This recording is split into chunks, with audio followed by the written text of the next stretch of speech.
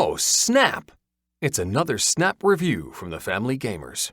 Well, Anitra, it's time for an epic adventure, so let's get right to it. This is a Snap review for Key to the Kingdom, an adventuring game created by Paul Bennett. Key to the Kingdom is a Restoration Games title. It was originally published in 1990. Then the team of Matthew O'Malley and Ben Rossett gave this game another turn and turned this into this, which came out last year. This new restored version is best for 2 to 5 players ages 7 and up. So let's talk about the art in Key to the Kingdom. This is Andrew Bosley's art, and it is gorgeous, and it immediately transports you into this fantasy world. The board unfolds in this really cool way, and there are all kinds of creatures and adventures in it. Everything has a touch of silliness or whimsy, and it's fun to just look around on the board and flip through the cards.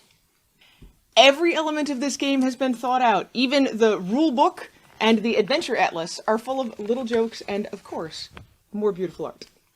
So let's talk about the mechanics and how to play Key to the Kingdom. Well, Key to the Kingdom is still at its core the game it was 30 years ago, so this is a roll and move. Roll your die, move that number of spaces, and do what it says where you land. But there are a few twists along the way. Each player has a collection of items which can be exhausted to change your die rolls up or down depending on the number on the item. Every player also has a special ability, and that might affect your die rolls as well. Your goal in Key to the Kingdom is to collect 3 key pieces to unlock the passageway to the Demon King, and then finally defeat him. So how do you collect these pieces? Well, all along the board there are different adventures. Once a player gets to a start spot, they need to fulfill the requirements of the specific adventure, and if they do, they get a piece of the key.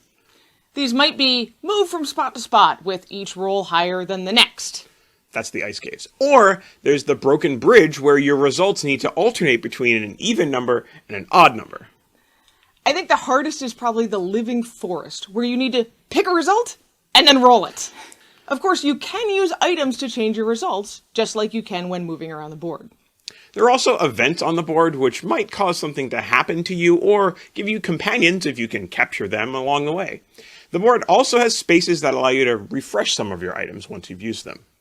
And don't forget the demon die spaces. Land on one of these and force a player to use the demon die, or take it yourself, with big highs and tiny lows as low as 0, instead of the basic D8 that everyone uses, numbered 1 through 8. Speaking of the board itself is amazing. When the game starts, you can't find all the different colored key pieces. There aren't enough adventures for that. So you'll have to travel to the Whirlpool, which opens up a whole different world inside the board. This is a super cool mechanic, and it has great table presence, and we really like it. Be the first player to get all 3 pieces of the key, travel to the Demon King's lair through the Whirlpool, and defeat him. You are the winner. So, Andrew, what did we expect from this game? Well, this is a Restoration Games title, and I have full 100% confidence in the work that they do to make amazing games. In Restoration, we trust. Key to the Kingdom was a childhood favorite for so many people, and I was genuinely excited to hear that they were going to work on this and remake this so that we could enjoy it with our kids.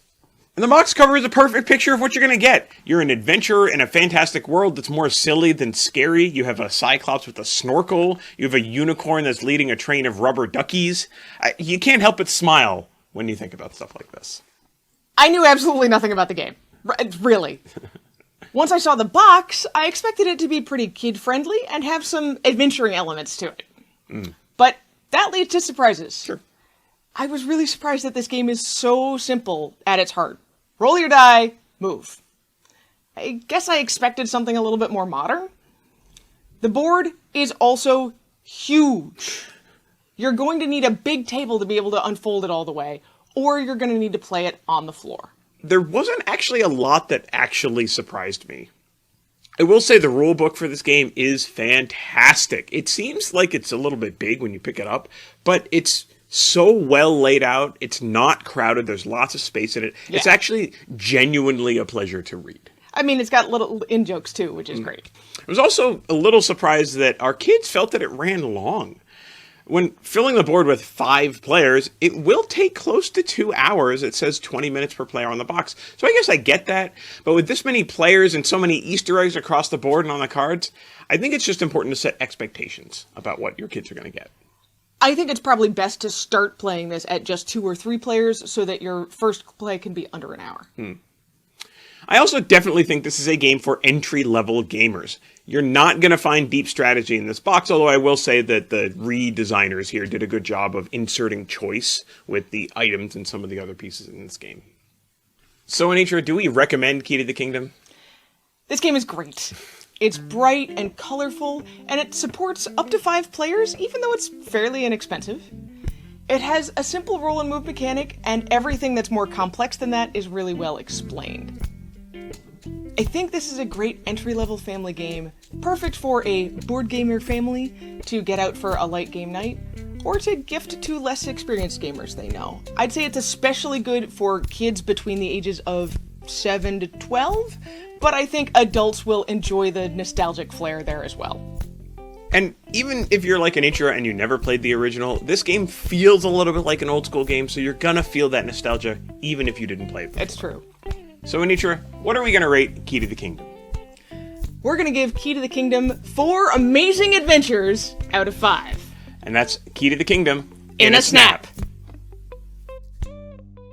Did you know that the Family Gamers has a weekly podcast? Oh, and over 500 reviews on our website. Check it out at thefamilygamers.com.